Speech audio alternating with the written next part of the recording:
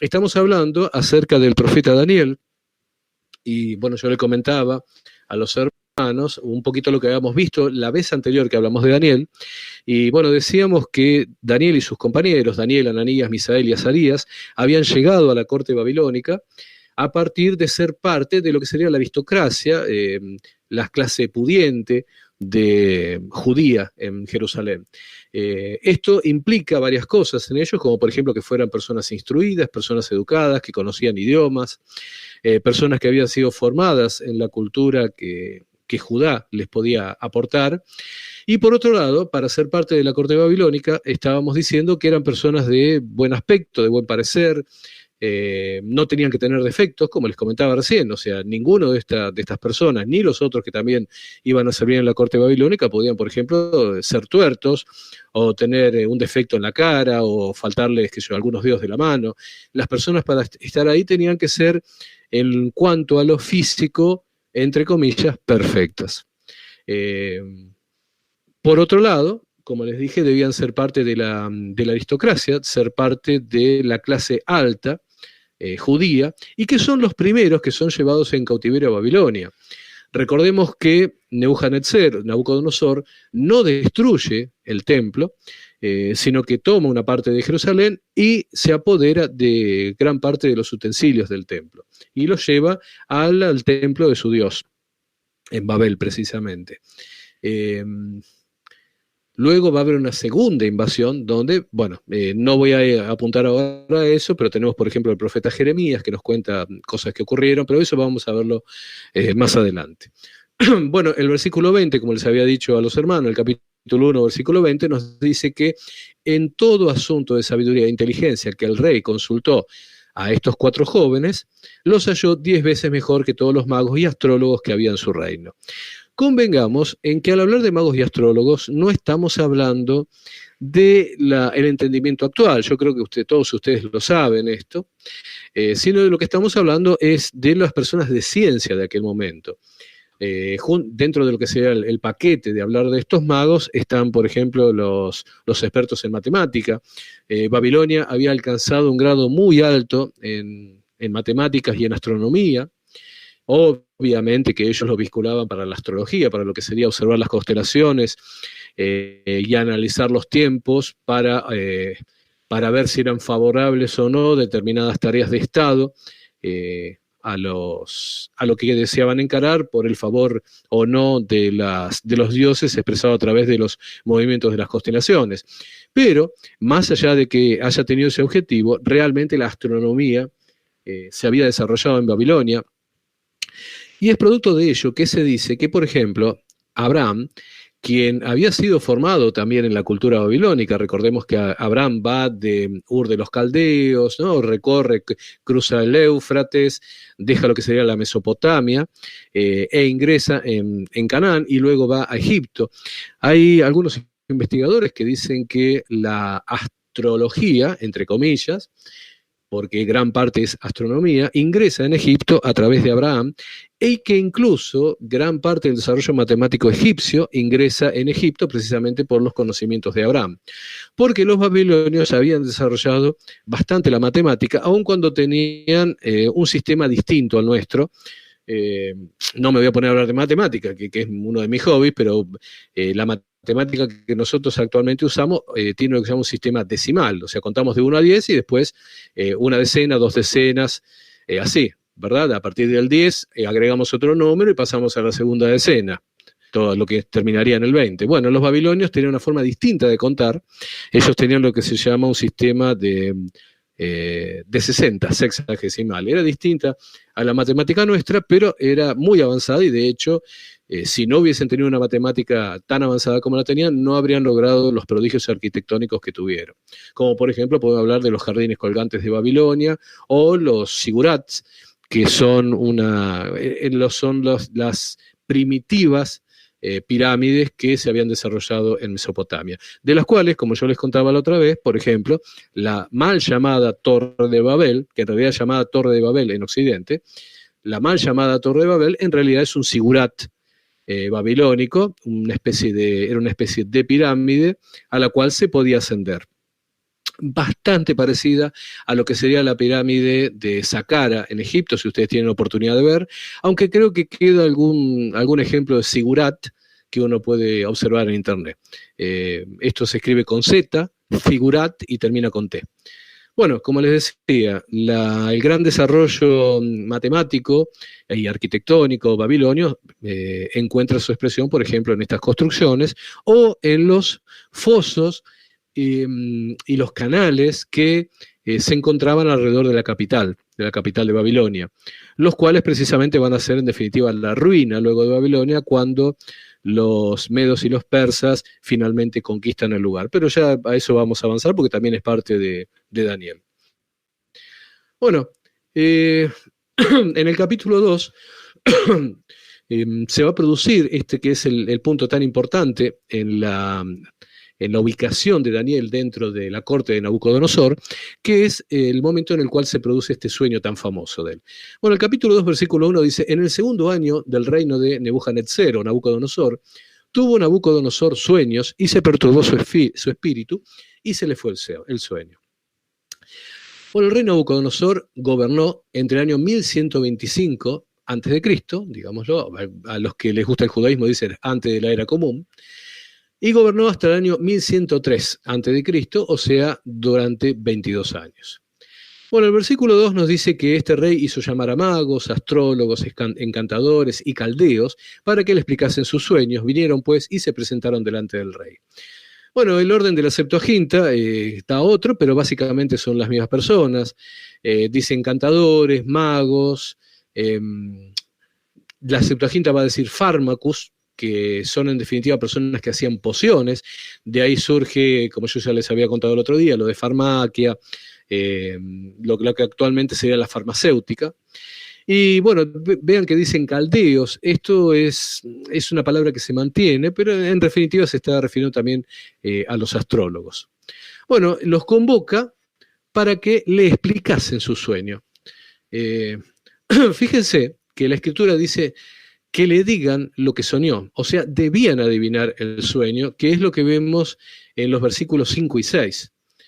Bueno, el versículo 4, capítulo 2, versículo 4, dice, entonces hablaron los caldeos al rey en lengua aramea, rey, para siempre vive, di el sueño a tus siervos y te mostraremos la interpretación.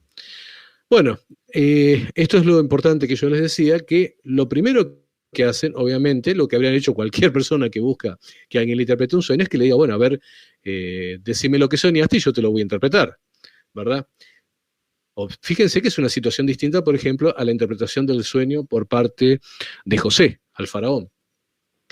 Pero el rey se va a poner firme en esto. Y bueno, yo voy a leer los versículos 7 al 10. Dicen así. Respondieron por segunda vez y dijeron, diga al rey el sueño a sus siervos y le mostraremos la interpretación. El rey respondió y dijo, yo conozco ciertamente que vosotros ponéis dilaciones porque veis que el asunto se me ha ido. Si no me mostráis el sueño, una sola sentencia hay para vosotros. Ciertamente preparáis respuesta mentirosa y perversa, ¿qué decir delante de mí? Entre tanto que pasa el tiempo. Decidme pues el sueño, para que yo sepa que me podéis dar su interpretación. Como les comentaba, se da un juego acá, un juego en el cual obviamente sabemos quiénes son los que pierden, entre el rey y los supuestos sabios de Babilonia, en la base de que el rey quiere que ellos, si realmente son sabios y tienen este conocimiento de las cosas divinas, le digan directamente lo que él ha soñado. O sea, entre comillas, que adivinen lo que él ha soñado. Obviamente, los caldeos lo que podían hacer era interpretar de acuerdo a como lo venían haciendo. Esto es como si hoy alguien se presenta frente a un psicólogo y le dice, bueno, necesito que usted me interprete el sueño, pero además quiero que me diga que soñé. Evidentemente, cualquier ser humano se va a encontrar con una brecha que está dada por la adivinación. Ningún ser humano puede ingresar en la mente de otro porque este es terreno cerrado precisamente por Yahweh, quien conoce y prueba los corazones, como dice la Escritura. Eso de leer la mente, si nosotros conservamos lo que la Escritura dice, es algo que está prohibido al ser humano. No existe la lectura de la mente porque es Yahweh quien conoce los corazones, que es lo que ya charlábamos la otra vez, que es la mente en definitiva. El versículo 10 dice, los caldeos respondieron delante del rey y dijeron, no hay hombre sobre la tierra seca, según agrega la Septuaginta, que pueda declarar el asunto del rey. Además de esto, ningún rey, príncipe ni señor preguntó cosa semejante a ningún mago, ni astrólogo, ni caldeo.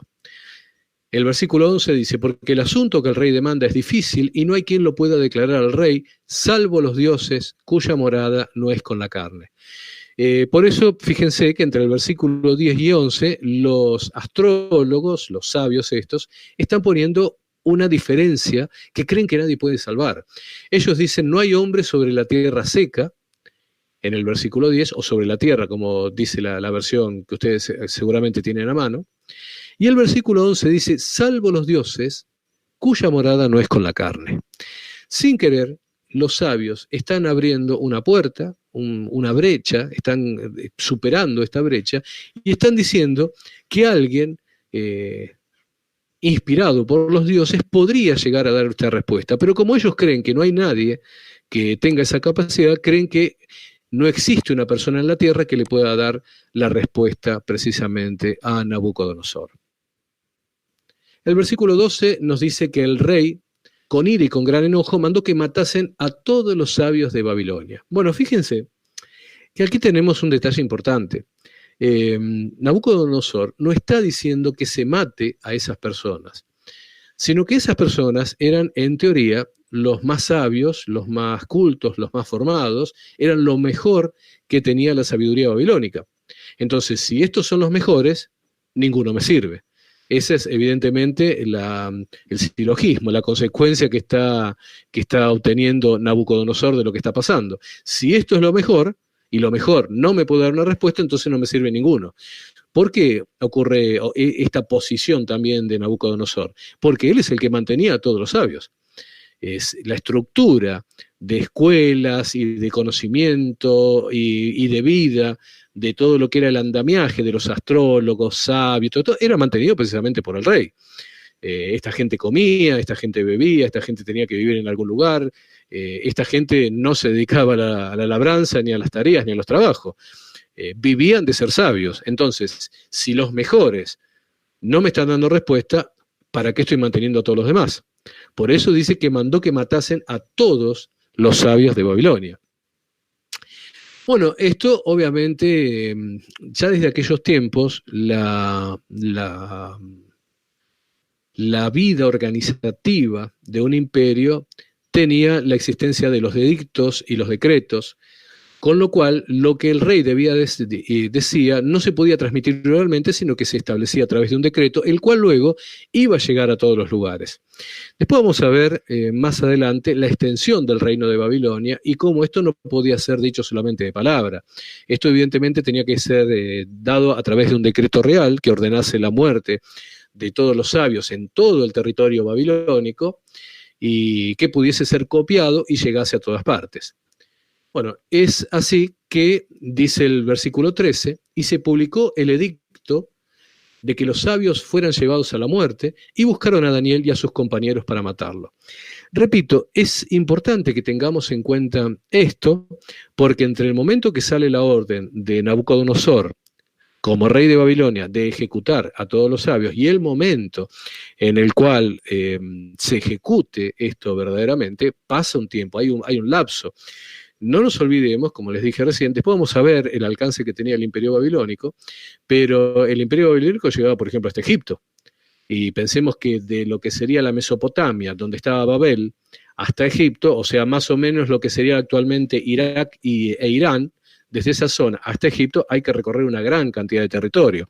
En la actualidad hay que recorrer, desde donde estaba Babilonia, hay que recorrer parte de Irak, hay que recorrer Jordania, hay que recorrer parte de Siria, lo que actualmente sería el Líbano, Israel, la parte norte de la península arábiga y recién llegas a Egipto. O sea, es un viaje de varios días. Bueno, no obstante, obviamente, Daniel y sus compañeros se encontraban en Babel, o sea que pudieron haber sido ejecutados enseguida.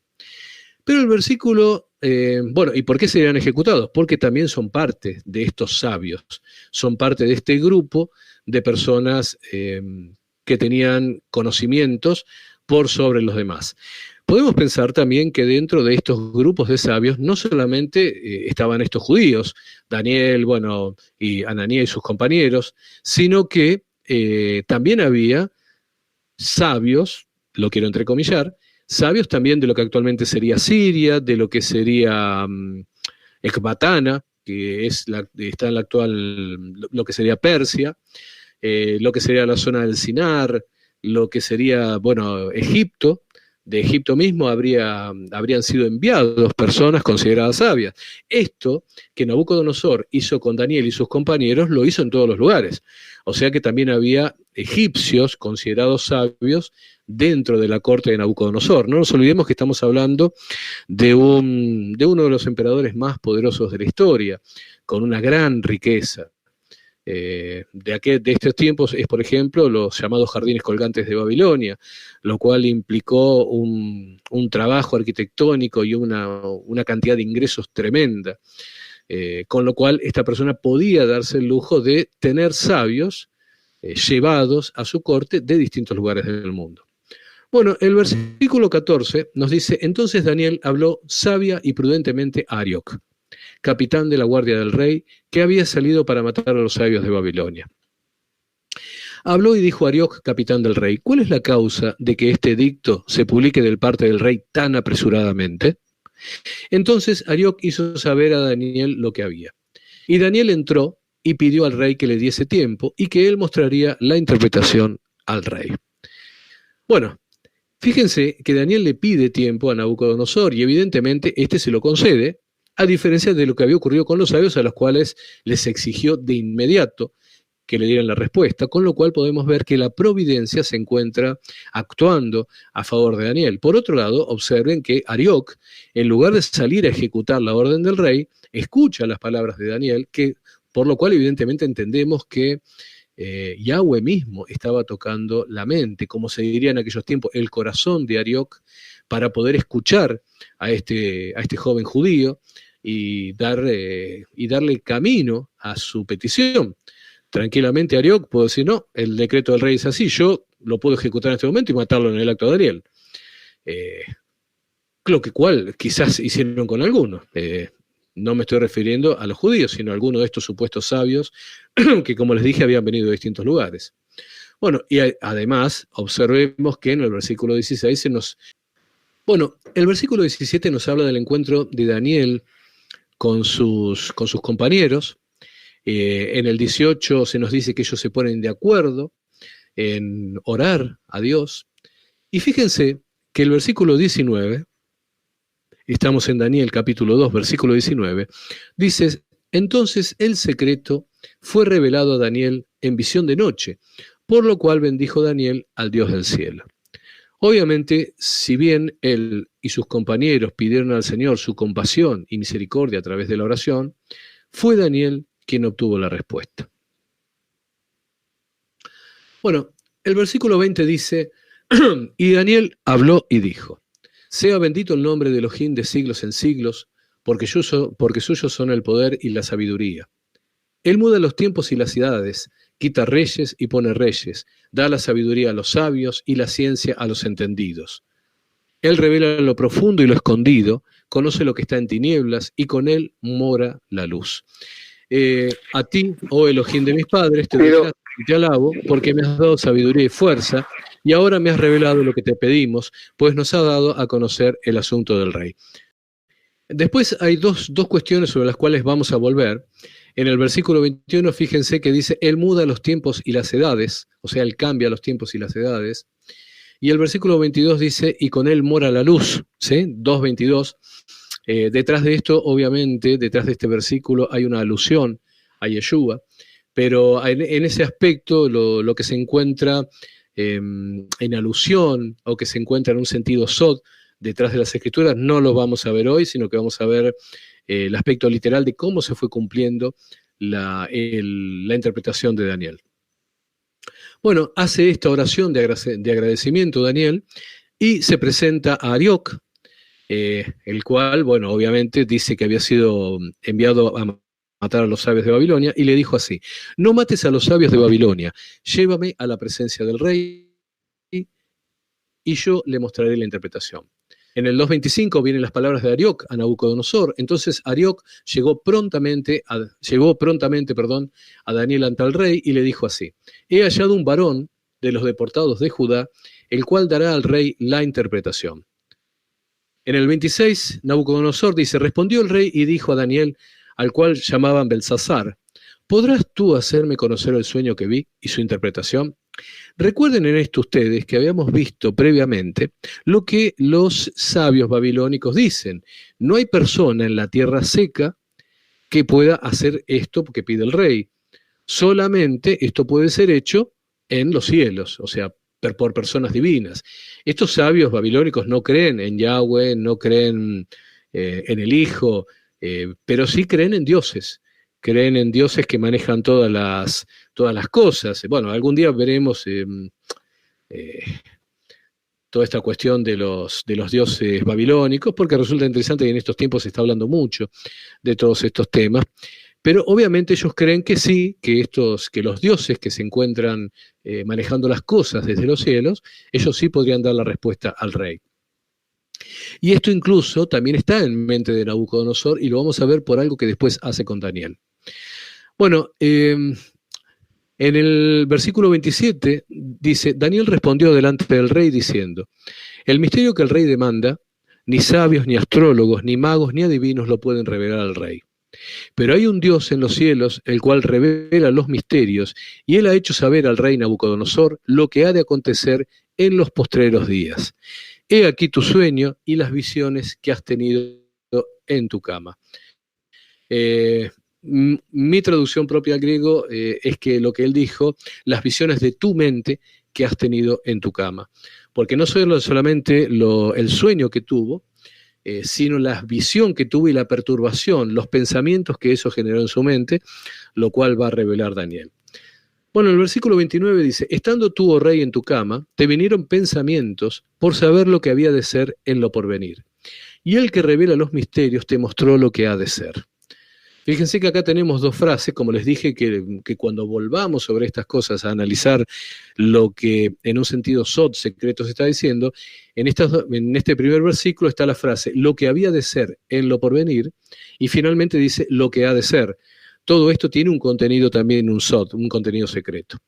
El versículo 30 dice: y a mí me ha sido revelado este misterio, no porque en mí haya más sabiduría que en todos los vivientes, sino para que se dé a conocer al rey la interpretación y para que entiendas los pensamientos de tu corazón.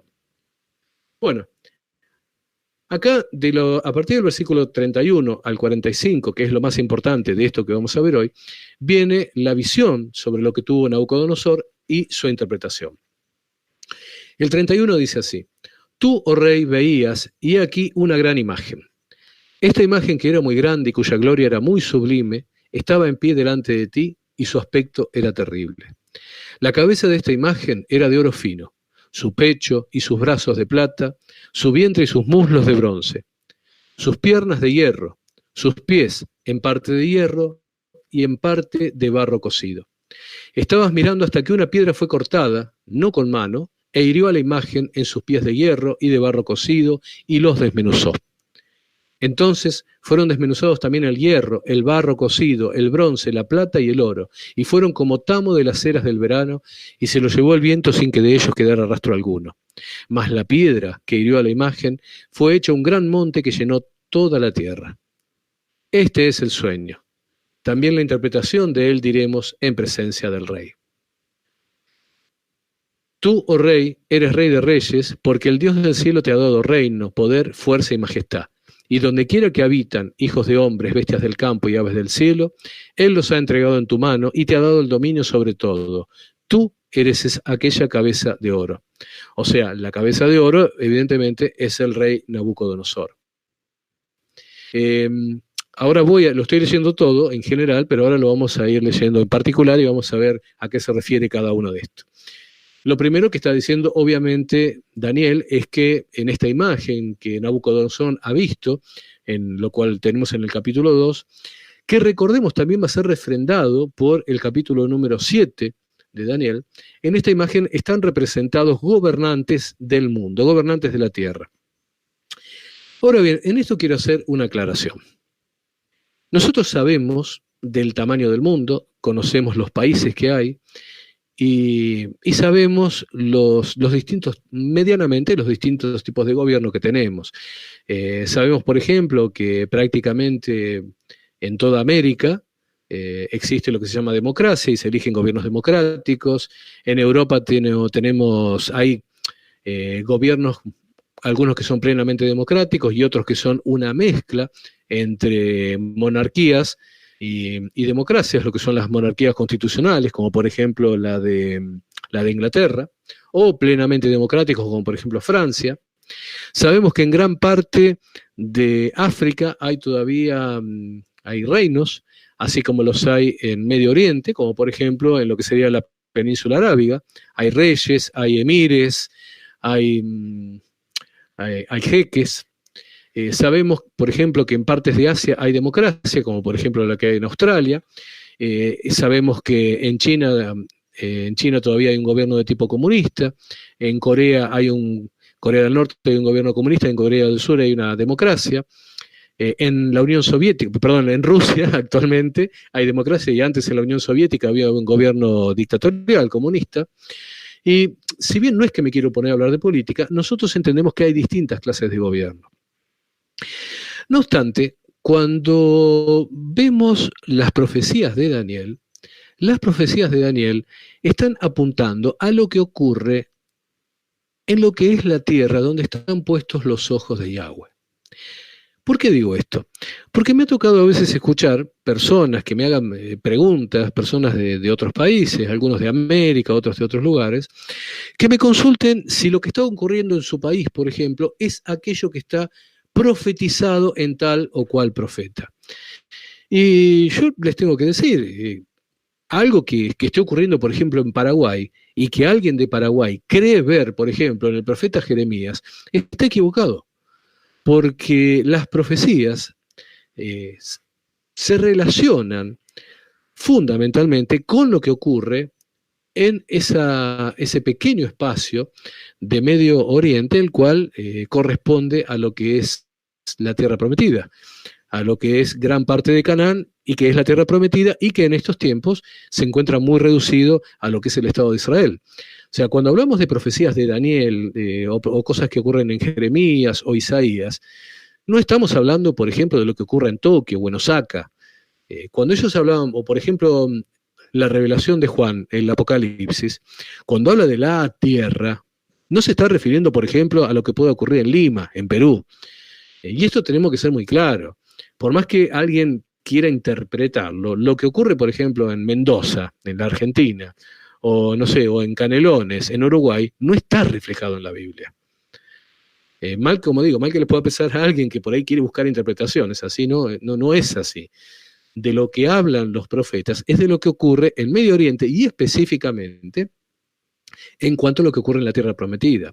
Obviamente, por ejemplo, un gobierno como el de Nabucodonosor, o los que vamos a ver posteriormente, tienen influencia en la Tierra Prometida y por eso resultan importantes. De hecho, si por ejemplo la política que se digita en Beijing, en Pekín, lo que conocíamos antes como Pekín, la capital de China, tuviese influencia en Israel, bueno, ahí aparecería como importante China, pero las profecías no hablan de China. Esto ocurre muchas veces cuando se pregunta, bueno, ¿quién es Gog y Magog? O como yo les comentaba el otro día, que un país que uno tiene que tomar en cuenta en los tiempos del fin es precisamente Irán.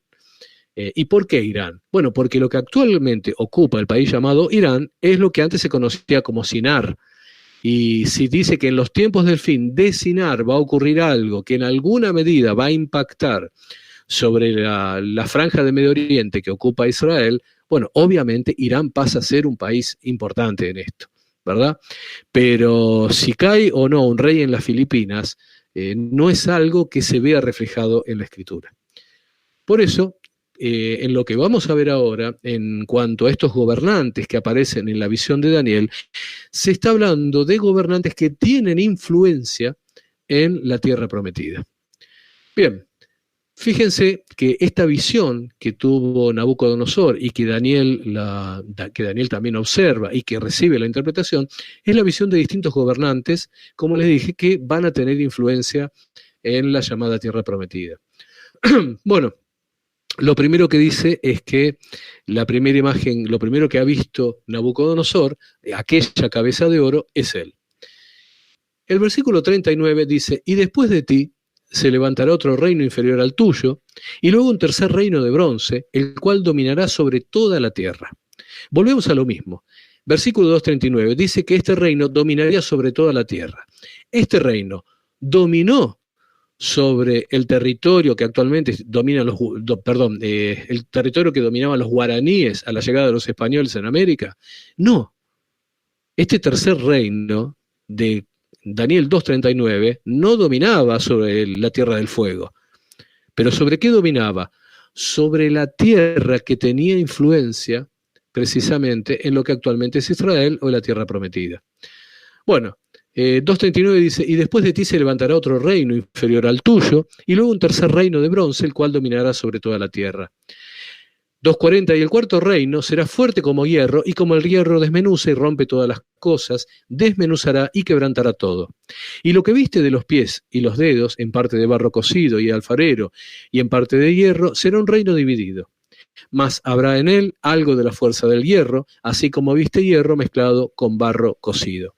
No nos tenemos que olvidar que este versículo 2.41 nos está hablando de un quinto reino.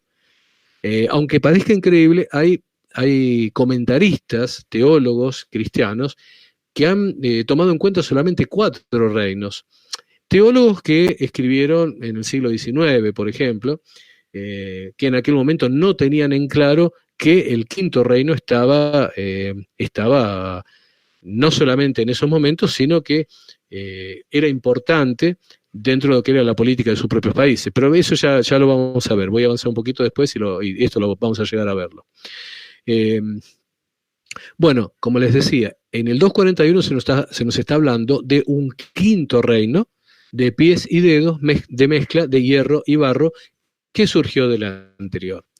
El 2.42 nos dice, y por ser los dedos de los pies en parte de hierro y en parte de barro cocido, el reino será en parte fuerte y en parte frágil.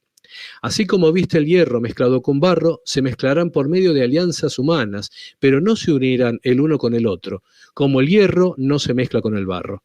Y en los días de estos reyes, el Dios del cielo levantará un reino que no será jamás destruido, ni será el reino dejado a otro pueblo.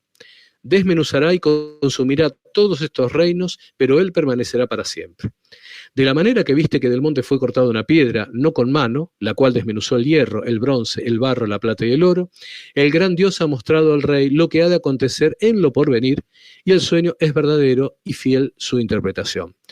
Bueno, lo primero que tenemos que tomar en cuenta es que aquí donde en el 2.45 se dice lo que ocurrirá en lo porvenir, se está refiriendo al tiempo posterior a Nabucodonosor.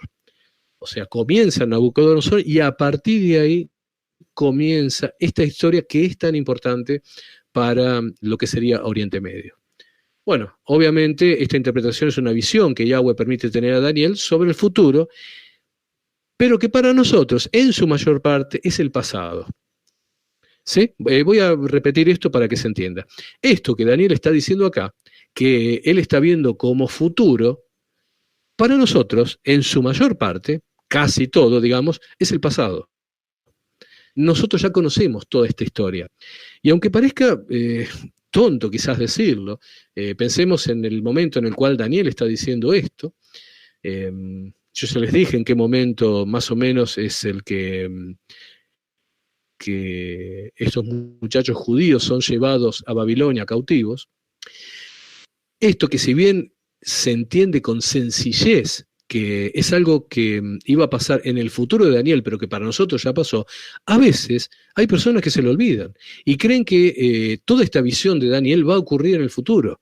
No, repito, gran parte de esto, prácticamente todo, ya ocurrió. Para nosotros es historia. Por eso que podemos analizar plenamente esta profecía de Daniel. Y esto es algo muy importante porque nunca debemos olvidarnos que la profecía no es para adivinar el futuro, sino que la profecía sirve para entender los tiempos cuando estos se están viviendo. Y obviamente cuando ya han pasado. Bueno, aquí se dijo que la cabeza es Nabucodonosor y el reino de Babilonia, capítulo 2, versículo 32, la cabeza de esta imagen era de oro fino. Posterior al reino babilonio vino lo que se llamó el imperio de los medos y persas. Me estoy refiriendo desde a partir del año 539 antes de Cristo, y esto sería la representación del pecho y los brazos de plata. Fíjense que el versículo 2.32 dice su pecho y sus brazos de plata, y el 2.39 dice, y después de ti se levantará otro reino inferior al tuyo. Bueno, el reino que le siguió al imperio babilónico fue el imperio medo-persa, que fue el continuador de lo que sería el imperio de Nabucodonosor. Y ahora vamos a ver, vamos a analizar un poquito en profundidad cómo fue todo esto. Luego habla de los vientres y muslos de bronce. Acá estamos en el versículo 2.32 y 2.39. 2.32 dice, su vientre y sus muslos de bronce, perdón, y el 2.39 dice, y luego un tercer reino de bronce, el cual dominará sobre toda la tierra. Bueno, acá se está refiriendo a Grecia, que con Alejandro, en el año 300 a.C., llegó a conquistar toda la tierra, lo que se conocía como toda la tierra, y repito, toda la tierra no es Australia. Si bien para nosotros Australia es parte de la tierra, es parte del mundo, cuando en la Biblia veamos toda la tierra, estamos hablando de aquella parte que influencia directamente sobre la tierra prometida. Luego lo que vio fueron piernas de hierro. Las piernas de hierro representan al Imperio Romano de Occidente y de Oriente. En el 2.33 dice sus piernas de hierro, y el versículo 40, de capítulo 2, versículo 40, dice, y el cuarto reino será fuerte como hierro, y como el hierro desmenuza y rompe todas las cosas, desmenuzará y quebrantará todo. Fíjense que en el 2.33 dice sus pies en parte de hierro y en parte de barro cocido. Dice que sería un reino dividido el que le seguiría al romano. Capítulo 2, 41 y 43 dice, y lo que viste de los pies y los dedos, en parte de barro cocido de alfarero y en parte de hierro, será un reino dividido, mas habrá en él algo de la fuerza del hierro. Así como viste hierro mezclado con barro cocido, y por ser los dedos de los pies en parte de hierro y en parte de barro cocido, el reino será en parte fuerte y en parte frágil. Así como viste el hierro mezclado con barro, se mezclarán por medio de alianzas humanas, pero no se unirán el todo con el otro, como el hierro no se mezcla con el barro. Bueno, ahora les voy a decir cuál es este reino. Entonces, habíamos comenzado con el imperio babilónico, el cual dominaba la tierra prometida. Luego continuó el imperio medo-persa, de cual tenemos una gran referencia en Ciro, que ahora lo vamos a volver a analizar. Al imperio medo-persa le siguió el imperio griego, en el cual tenemos la gran figura de Alejandro el Grande, Alejandro Magno. Al imperio griego le siguió el imperio romano, y al imperio romano le siguió, en la zona de influencia de lo que sería la tierra prometida, el llamado imperio otomano.